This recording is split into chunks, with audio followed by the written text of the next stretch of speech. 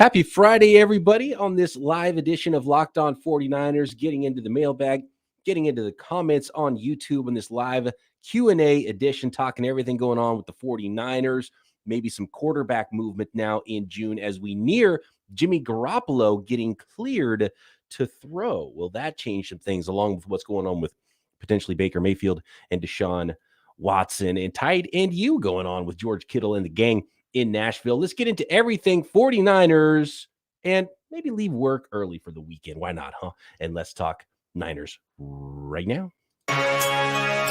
You are Locked On 49ers, your daily San Francisco 49ers podcast, part of the Locked On Podcast Network, your team every day.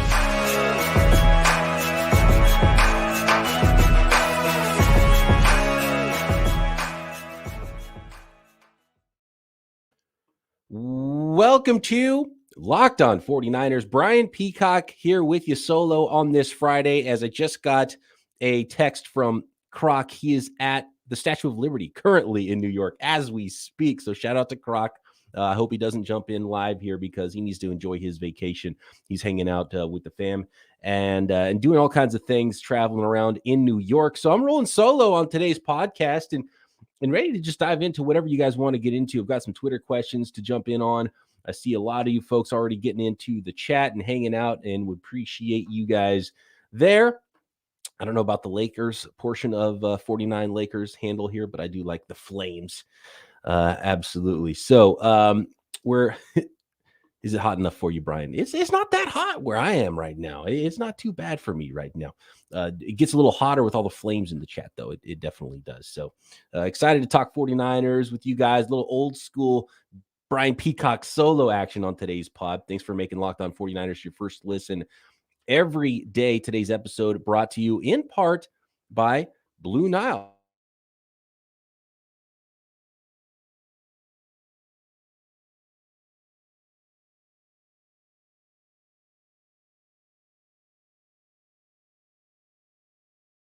Some of the big news going on around the NFL as it pertains to the San Francisco 49ers in sort of a roundabout way. And look, it's June 24th. It's late June, right? This is the point in the offseason where Jimmy Garoppolo was supposed to get close to throwing a football and becoming cleared, right? Late June, early July. So in the next week or two, Jimmy Garoppolo might be throwing footballs. He might be in a situation, he might be throwing football somewhere secretly. I don't know what's going on exactly where he's at with his rehab, but we're getting close to that time. And that is the time that I think there becomes an opportunity for some movement with Jimmy Garoppolo. When Jimmy Garoppolo is cleared, the 49ers can cut him and there's no $7.5 million injury guarantee that needs to come into play anymore. They can just cut all of his salary off the books if that's what they want to do. Maybe a team that wants to trade for Jimmy Garoppolo can come in and give him a physical and he can pass a physical for them. And now he can start working out for them as training camp gets close. And we're about a month out from training camp. July 26th is the day that everyone is going to report for 49ers training camp. So we can start to see some movement, I think, with Jimmy Garoppolo. And on top of just Jimmy's situation by itself, there's some things going on with other teams and other quarterbacks that might also have something to do with Jimmy Garoppolo potentially being moved and teams wanting, and maybe even more than before, willing to do something in trade or maybe spending cash if Jimmy Garoppolo is indeed released at some point for the 49ers. One report from Josina Anderson about Baker Mayfield and the Seattle Seahawks is a big one because I think the 49ers would love to do anything to make sure that Jimmy Garoppolo doesn't end up on the Seattle Seahawks. So according to Josina Anderson and some league insiders, the Seattle Seahawks, as we've talked about, should be interested in Baker Mayfield, right? Because Baker Mayfield's better than Drew Lock and better than Geno Smith, who the Seahawks have at quarterback. And the Seahawks are saying they're trying to compete, even though they got rid of their quarterback, right? So if the Seahawks want to compete, they've got to have the best quarterback situation they can, and Baker Mayfield would be an upgrade there and would seemingly be a pretty darn cheap upgrade now for the Seattle Seahawks. So if a deal was done there and Baker Mayfield ended up in Seattle, now there's only one starting quarterback left, and that's Jimmy Garoppolo. So if the Carolina Panthers want to do something, if the Cleveland Browns need to do something, which is insane just because of everything that's gone on with the Cleveland Browns this offseason, and they have Baker Mayfield already that could have been the fallback option potentially, but they burned that bridge, and there's no way Baker Mayfield's going to show up and bail out the Cleveland Browns right now. So if Baker Mayfield ends up with the Seattle Seahawks, Jimmy Garoppolo is now the belle of the ball as he gets cleared to play in time for training camp, right? So that would be a couple of really huge hurdles in the value of Jimmy Garoppolo this offseason. Would that mean the 49ers could get a little bit more in trade or get something at all in trade potentially, or just help Jimmy Garoppolo find one of his landing spots to compete for a starting job before training camp if he was released by the 49ers? And we'll see what the 49ers decide to do if the second Jimmy Garoppolo is cleared and then gets released by the 49ers, then we'll know that was the plan all along, is just to wait that out so they could get that all off the books and wouldn't have to worry about any injury guarantees or anything. But if the 49ers hold on to him a little bit past that, then we'll know they're trying to work out a little bit of a trade, or maybe even willing to take him to camp, which I still don't think is what's going to happen. And maybe the Panthers, maybe the Cleveland Browns can come calling. I think the Panthers are kind of still in the same spot they already were. There were some reports that maybe the Browns and the Panthers had talked about a swap of Baker Mayfield, but that the Browns didn't really want Sam Darnold back.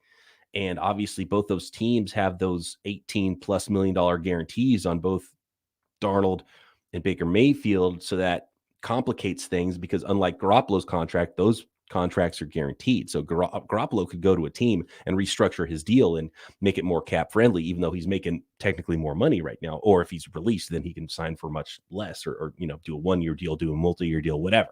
So Garoppolo's contract can be structured a number of ways. But with Sam Darnold and Baker Mayfield, both draft picks in 2018 are on the 5th-year options that are guaranteed dollars. So those teams might have to eat most of all of those salaries. And apparently according to reports, the Browns and the Panthers couldn't figure that out, and the Browns didn't want Sam Darnold as part of a trade for Baker Mayfield, even though for the Panthers side of things, if they were able to make the money work and paid Baker Mayfield the same as they were already paying Darnold, that would make sense for the Panthers to upgrade a quarterback for free. But obviously it sounds like the Browns don't want to let them do that. So that's where we're at with a lot of those situations with those teams at quarterback. And then the latest that came down just today within the last hour or so, Pro Football Network's Dove Kleiman, I don't know how to pronounce his name, but he's always kind of lurking with some sort of information or retelling the same story that someone else had already told about information. But anyway, sources tell Pro Football Network, he says that the NFL Players Association are concerned that that Browns quarterback Deshaun Watson will be suspended for the entire 2022 season, if not indefinitely. And that's the big one, because at this point, I think it would be a shock if Watson wasn't suspended for 2022. If he was allowed to play this year, I think that would probably be a surprise, which is enough to have some value for someone like Jimmy Garoppolo. But indefinitely, I mean, now we're talking about, is it like a Trevor Bauer suspension? Is it multiple seasons? What's this going to look like for Deshaun Watson? We're starting to talk about, and maybe it should be there already, maybe one of the worst trades in NFL history. And it's less than 6 months. There hasn't been any games played, and we're already talking about this might be the worst trade in NFL history for the Browns to have traded for Deshaun Watson. It's really an unbelievable situation with what they were doing. But the Browns need a quarterback, and it's pretty clear they're going to need a quarterback probably this year. And Jimmy Garoppolo was already ahead of Jacoby Brissett on an NFL depth chart in New England in the past, right? And when Brady was out, it was Garoppolo starting games ahead of Brissett. So that doesn't mean that every team sees it that way, but I would think that Jimmy Garoppolo is more valuable, and a team would think they could have a better chance of winning with Garoppolo than Jacoby Brissett. So with the Cleveland Browns knowing this and kind of knowing now before training camp starts that Watson's not going to play for him this year, would they make a move, especially if they're able to move Baker somewhere first, or maybe, as part of another deal, if they, and actually more we could maybe have some fun with what the 49ers could do here in a deal if maybe we've got 3 teams involved here. But let's focus on 49ers Browns, or Jimmy Garoppolo Browns. would that make sense for the Browns then to go after Jimmy Garoppolo to be a stopgap starter for them with Brissett as the backup as they expected him to be when they signed him in Cleveland to play 1 year while they either figure out what the suspension will be if he's on the exempt list or if they know Watson's going to be gone for at least a year or more. But it sounds like, I mean, I would be shocked if Watson plays at all in 2022. So the Browns need to start figuring out what they're going to do at quarterback unless they're just going to roll with Jacoby Brissett, because wow, what a roundabout way for the Browns and just some of the worst front office maneuvering to give up 3 first-round picks, millions of dollars, eating money for Baker Mayfield to go from Baker Mayfield to downgrade to Jacoby Brissett, essentially. Like unbelievable, right? It's an all-time terrible move already, and no games have even been played. So we'll see if that ends up looking okay at some point in the future. If Watson does end up playing, if hindsight makes it look better than it does right now, but an all-time bad trade is what it looks like right now for the Cleveland Browns. And are they going to roll with Jacoby Brissett?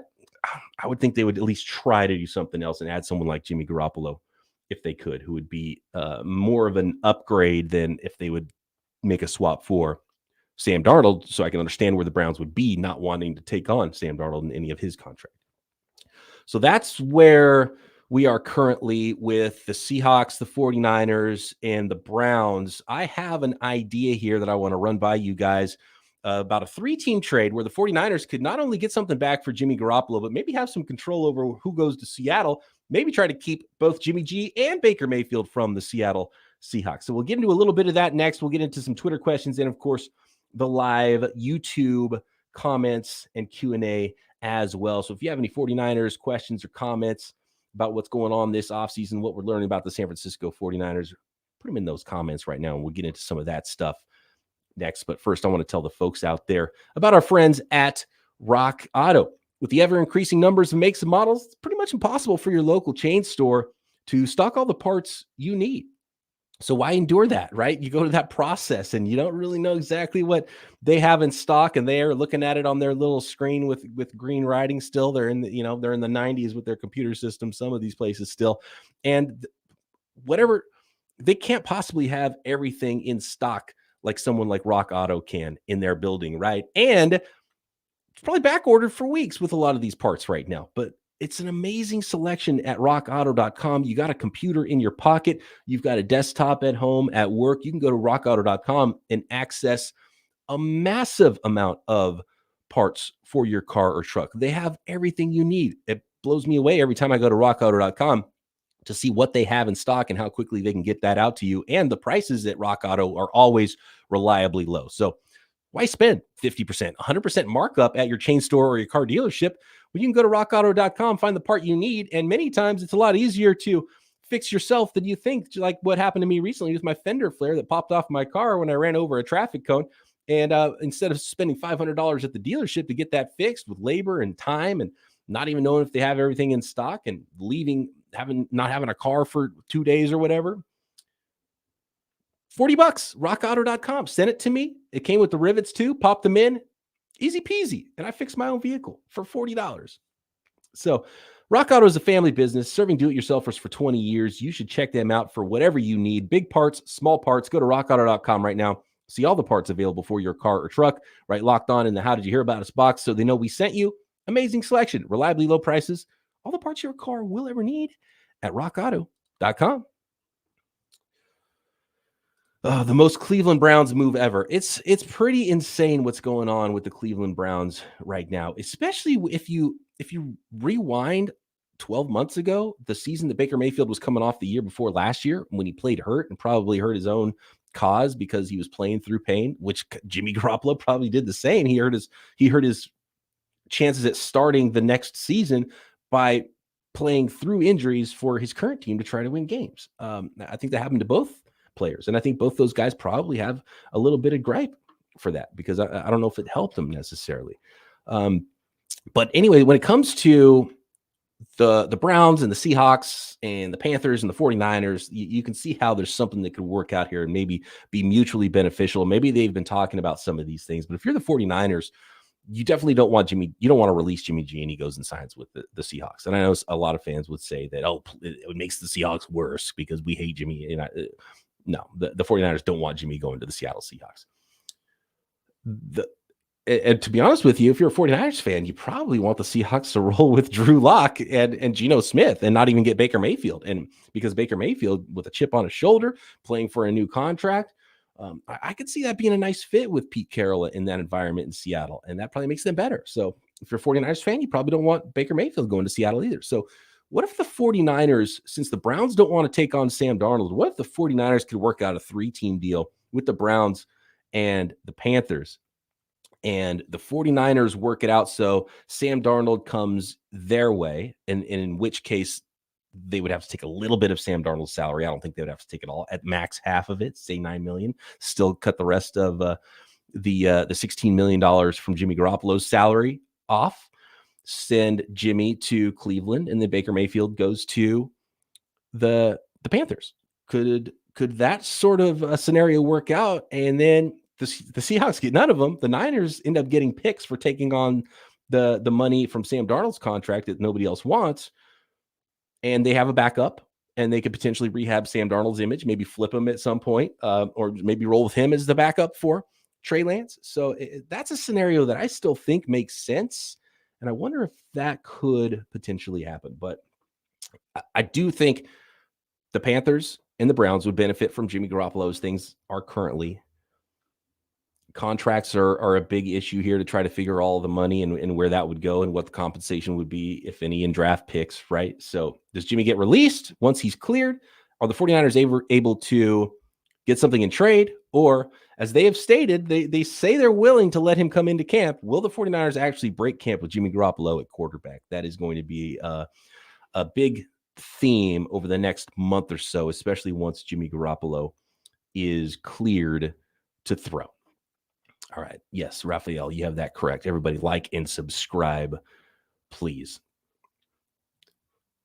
RG3 still in the NFL. Browns will probably go that route. I don't think RG3 hasn't played in a long time. He's doing broadcasting stuff. I don't think RG3 is an option for anybody right now.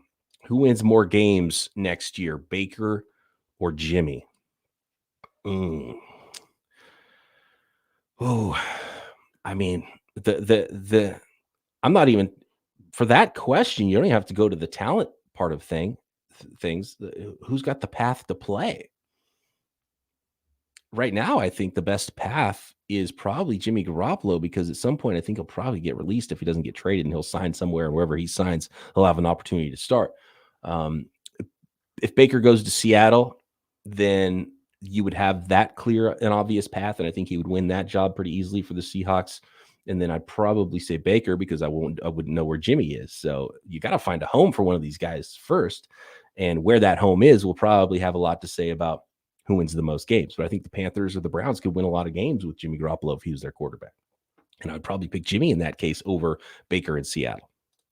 I think their rosters are a little bit better. But I'm not going to count out the Seahawks either. You know, the Seahawks, those sneaky little Seahawks, they're going to win more games than I think we expect based on what their roster looks like right now. We go to Twitter, where I had some questions earlier this week that I think are interesting. And actually, my Twitter is, where is I don't know. I can't find those right now because it is somehow disappeared. My bookmarks. Where are those tweets? I don't know. While I look for those tweets, let me go back to the comments here on YouTube. Jimmy to Carolina when the time is right. I do have to credit these teams like the Panthers and the Seahawks, who, whether it was by mistake and they're kind of accidentally believed that they had a good quarterback situation, that they didn't have to do anything, or if they just knew that there was no onus on them to do anything pre-post draft, and they've waited this long and might get a real smoking deal on a Garoppolo or a Baker Mayfield. Because look, I would rather, whatever Baker Mayfield ends up costing, whatever Jimmy Garoppolo ends up costing, it's going to be a lot less than what Washington gave up for Carson Wentz, for example, right? So those they're already going to, so there's still 2 quarterbacks and 3 teams if we're talking about Seahawks, Browns, and Panthers. If those 3 teams do want to add a starting caliber quarterback, there's only 2 out there in Garoppolo and Baker Mayfield. So one of those teams is going to be left without one of those guys. So they got to make a move at some point. So maybe it's not smart. Maybe they did screw this thing up. if the Panthers go into week 1 with Sam Darnold, they mess this up, right? If the Browns go into week 1 with Jacoby Brissett, they mess this up. If the Seahawks go into week 1 with either, in my opinion, Geno Smith or Drew Lock, then they screwed up this offseason royally. So in that regard, one of those teams is going to do that. That's going to happen for one of those teams. So one of those teams screwed this up. The other two teams might get a real smoking bargain for either Mayfield or Jimmy Garoppolo as a starting quarterback, if that so happens. Here we go. Tyler says, yo, Peacock, I'm trying to make Locked On 49ers my first listen every morning. How come the uploads aren't the first thing in the morning anymore? Well, this is obviously deep in the off season. To pull back the curtain a little bit on the network, we don't have to do 5 days a week right now. Croc and I are still trying to do 5 days per week, but he's on vacation in New York. And so we've had some vacation stuff. It was my son's birthday last week, so I took a day off. So we have had a couple of summer days off and some vacation stuff happening. So only 4 podcasts the last couple of weeks. And then those have been at different times instead of what we usually do, which is record at night and have it up for you first thing in the morning. We usually, right after we record, put it up on YouTube. So usually the YouTube shows are up a little bit earlier. And then the first thing in the morning for you audio podcast listeners, those podcasts are up. But the timing's been a little bit different because of the 4 podcasts per week the last couple of weeks. And we might have a few more of those. And I haven't even taken a vacation yet. So that's going to happen at some point before the season starts. There's no time for vacations once the NFL season gets rolling because we've got to do these 5 days a week. And we're still trying to do 5 days a week if we can, but we've had to have a couple of 4 podcast weeks recently. But I do appreciate the support. Appreciate you trying to listen to us first thing in the morning, even if we do a podcast at lunchtime like we are today. Happy Friday to everybody, and hopefully you are able to sneak out of work early and enjoy your weekend. And maybe this is the beginning of your weekend, so have fun there. Let's see. James says, I feel for Jimmy or Baker to move, it's going to take quarterback injury to occur during training camp. I don't believe so. And like common sense all this time, especially about the Seahawks, has told me, why would you not take a basically free Baker Mayfield if you could? Because he's clearly better than what you have, right? You don't need an injury for that to happen. You just need to see Drew Lock be bad in OTAs and be like, oh yeah, we liked him during the draft a few years ago, but guess what? He is what he's proven he was already with the Broncos. Probably not the answer for us. And Geno Smith, solid backup, but he's a backup. So why would you not want to do that? Maybe the Seahawks all along didn't want to trade for Baker because they're waiting for the 49ers, who's not going to trade Jimmy to them to release Jimmy because that's what they want to do. Unless it's after, and see, this is where the timing all comes together. I will say this, and I say this with 100% confidence. If the 49ers release Jimmy Garoppolo before the Seahawks do anything else like Baker Mayfield at quarterback, the Seahawks would sign Jimmy Garoppolo that second. He would be instantly a member of the Seattle Seahawks. I fully believe that. So I think that's where a lot of this is coming from for I think what the 49ers are doing, and maybe, who knows, maybe even what the Seahawks are doing. Pete Carroll loves to take ex-49ers, and who better to take than the guy who took the 49ers to a Super Bowl a couple years ago, who was the quarterback of their team that could just give you endless amounts of intel, right? As well as being the best quarterback on your current team if you did pick him up. So, yeah, and the 49ers do not want Jimmy Garoppolo going to the Seattle Seahawks. All right, we'll keep those questions coming in the chat. Pulling up, there we go. Got these tweets as well that I've got saved. We'll finish up this live mailbag Q&A episode of Locked On 49ers, but I want to let the folks out there know about Built Bars, because if you haven't tried Built Bars yet, you got to check them out, and they've got brand new flavors coming all the time at Built.com. The newest flavor right now is Coconut Brownie Chunk Puff. I know that's a lot. I mean, that's a big name to bite off, right? And it's a tasty bar to bite off as well. Coconut Brownie Chunk Puff. So it's chunks of coconut brownie in the marshmallowy puff bars from Built.com. It's a must-try treat if you love brownies and you love coconut. That's right, Coconut Brownie Chunk. Deliciously chewy marshmallow covered in 100% real chocolate. It's like a fluffy cloud of coconut brownie goodness. But they're good for you as well. That's the key with Built Bars. Somehow they make them taste delicious and keep them low calorie, low sugar, yet high in protein, and all full of that deliciousness. Tons of puff flavors at built.com. If you're not a marshmallowy type of person, check out all the classic flavors and the classic styles of Built Bars, which are still my favorite as well. Go to built.com, use promo code LOCKED15 to get 15% off your order. You can get the new coconut brownie chunk puff or get a mixed box if you're not sure what flavor of Built Bars you want. That is built.com and promo code LOCKED15 for 15% off your order at built.com.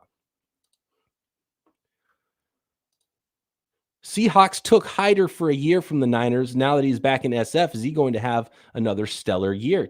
Every single defensive lineman plays better under Chris Kocurek than he did the year before. So I assume it was like that once already for Hyder. So it'll probably be like that once again for Hyder, as he didn't do a lot for the Seahawks. Do you think the 49ers should retire T.O.'s number 81, put some respect on the second best wide receiver of all time? Apparently the 49ers are kind of done with the retired numbers thing. I don't know if it's because they're just running out of numbers, but you would think with what T.O. did, he would be on that list. I might put him behind a couple of others, but man, I think they're kind of done. Like, we might see a lot of players wearing 21 and 52 and 81 and some of those numbers that haven't been retired that you thought should have. But the 49ers at some point, with a franchise that's as storied as the Niners, how many great players they've had, you do start to run out of numbers at some point. So I don't know if that's why, or if they're just trying to keep that inner circle small and that 49ers Hall of Fame and Ring of Honor very small. Maybe that's sort of the idea there. Which sport has the biggest skill gap from college to pros? Ty asked on Twitter. And to me, that one's an easy one. I think it's baseball. And that's no disrespect to the high level of skilled athletes that are in the NFL. But I mean, we saw 7 rounds of draft picks that those NFL teams fully expect those players to make the roster and have an impact. The first pick in the MLB draft takes 3 or 4 years of minor leagues to even get to the big leagues. So baseball is a massive gap of skills. And I'm not even talking about talent. I'm just talking about skills, what it takes to become a big league pitcher, a big league hitter, and how many years that takes. Even the guys that go fast spend, parts of 2 seasons in the minor leagues before they're ready to go in the majors. And that's guys that are drafted in their 20s coming out of college. My favorite player growing up was Will Clark. And his nickname was the Natural, right? No better swing, rolling out of bed, right? He was a huge, big-time college baseball player. Was in the College World Series. Was on Team USA playing baseball with a ton of future major leaguers. The first baseman on that Team USA roster was Will Clark, Mark McGwire, and Rafael Palmeiro, right? That's who he was playing with, and he still needed a year and a half of seasoning in the minor leagues before he came up and was a star in the big leagues. So it takes a long time for baseball players to get to that major league level and be ready to play at that level. But I do think there's something to be said for NBA and NFL.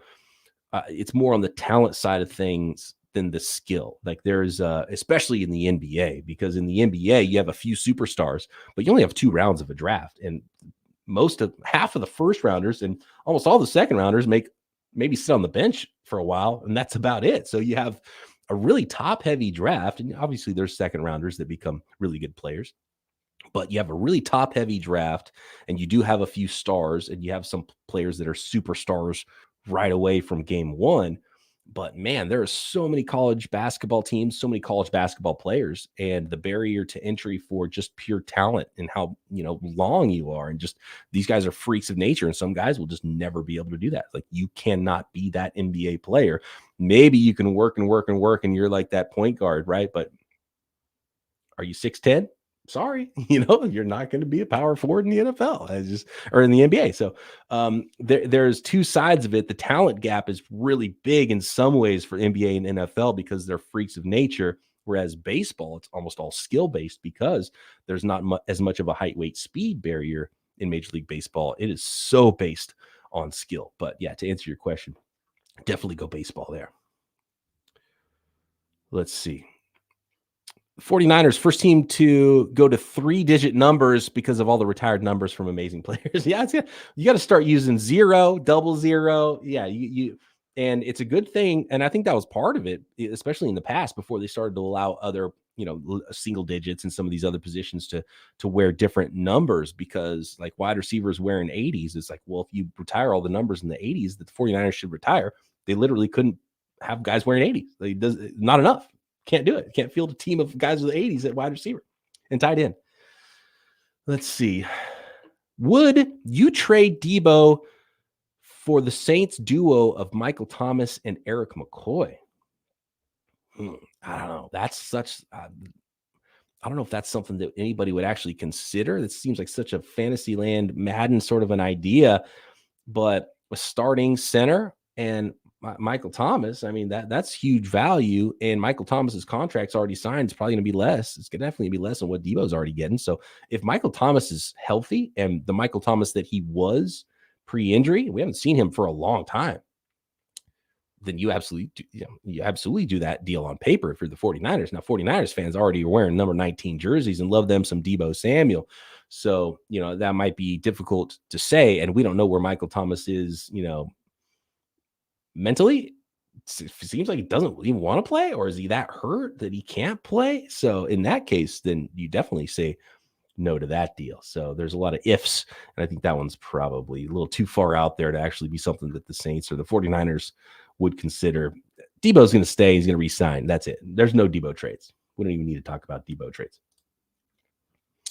Frank says, which Ward is more important to the secondary? Charvarius as a potential lockdown CB1, or Jimmy leading the secondary with an unknown next to him at safety? And can this secondary turn the ball over? It'd be nice if the 49ers could get a few more turnovers, right? Jimmy Ward hasn't been a turnover machine, and really the 49ers secondary hasn't been. I think some of that will be helped by the pass rush, and I think the pass rush has a chance to be really good this year and be kind of scary. We talked about how guys play better under Chris Kucerek. Can he get the same out of their second-round draft pick, right? Because if Drake Jackson is even better than the guy we saw at USC, becomes a monster across from Nick Bosa, it could be a scary unit up front, and that's where you're creating some turnovers, whether it's fumbles of the quarterback or forcing them into some bad throws. And it's not so much about the ball skills or your DBs or anything like that. I have my doubts about Charvarius. I think he's a good corner. He's a starting corner. Is he a lockdown CB1? I don't know if he's a guy you're going to say that about.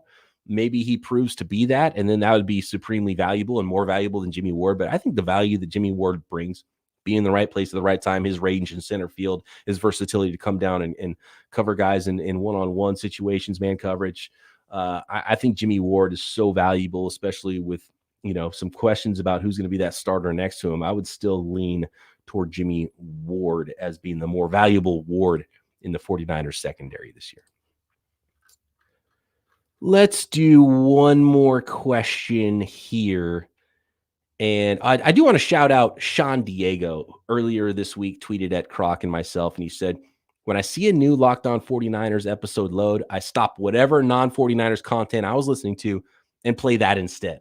And I love hearing that. So shout out to Sean Diego, a faithful listener to the podcast. And I see a lot of familiar names in the chat here of folks that are on Twitter as well, and that are frequently in the live YouTube versions of Locked On 49ers. And I appreciate you guys. And we got a ton of listeners and a ton of loyal listeners. And I always love hearing that kind of stuff. So definitely appreciate you there. All right. I think it's about time to wrap this thing up. We're getting low on time here. Let's see. Thoughts on Kittle's proposal to add a second bye week. Oh, long overdue.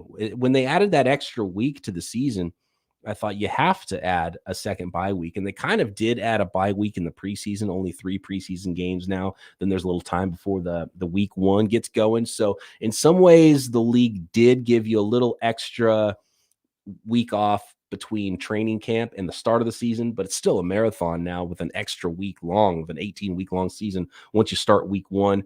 I think eventually we probably will see a second bye week, and I'm with Kittle on that. And you can see where Kittle's come from, because the brand of football Kittle plays and how banged up he's been in his career. And I think a lot of players would get behind a second bye week in the NFL. And really, I don't see why the NFL wouldn't like it. If it leads to healthier players, it elongates the season by a week, which they're not going to hate. And it's not like a week where nobody's playing. It's just a week where you have fewer games on the docket. I don't see a problem with that at all. And I don't know how they didn't fight more for that in the first place. And I'm sure the league would not care if the season went a week longer into February before the Super Bowl or it started a week earlier. So let's go 2 bye weeks. I'm with George Kittle on that. Shout out to George Kittle and the entire tight end gang at Tight End U this week. Seen a few videos of it, coaching up the young guys, working on their game. We'll see what George Kittle looks like coming back and some of his teammates that are there with him, including Trey Lance and some other tight ends at Tight End University in Nashville. Croc and I back Monday. Thanks for making Locked On 49ers your first listen. Make sure you're checking out everything else the network has to offer, including Peacock and Williamson NFL show coming at you daily, talking about the entire league. Croc and I back Monday right here, Locked On 49ers.